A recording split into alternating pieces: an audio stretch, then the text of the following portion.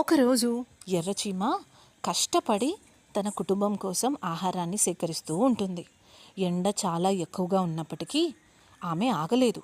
అప్పుడే ఒక్కసారిగా ఒక నల్లచీమ బలహీనంగా తుల్లుకుంటూ ఆమె దగ్గరికి వచ్చింది. అలా వచ్చి, అయ్యో, నాకు చాలా ఆకలి వేసింది, 3 రోజులుగా ఏమీ తినలేదు అని అంటుంది. ఎర్రచీమ కాసేపు ఆగి తన దగ్గర ఉన్న చిన్న ఆహారపు ముక్కను చూసింది. అది తాను ఎంత కష్టపడి తెచ్చుకున్నదో ఆమెకి తెలుసు. అయినా కూడా ఒక్క క్షణం ఆలోచించి, ఇది నేను ఇవ్వాలా లేక నా కుటుంబం కోసం దాచాలా అని అనుకుంటుంది.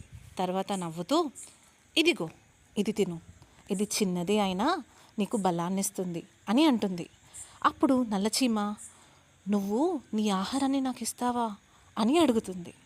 ఎర్రచీమ నవ్వుతూ, మనమంతా చీమలమే కదా, ఒకరికి ఒకరం సహాయం చేసుకోవాలి అని అంటుంది.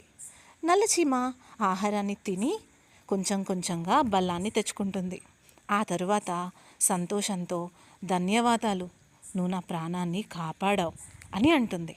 ఎర్రచీమ నవ్వుతూ, సాయం మనిషినే కాదు, చీమనైనా గొప్పదాన్ని చేస్తుంది అని అంటుంది.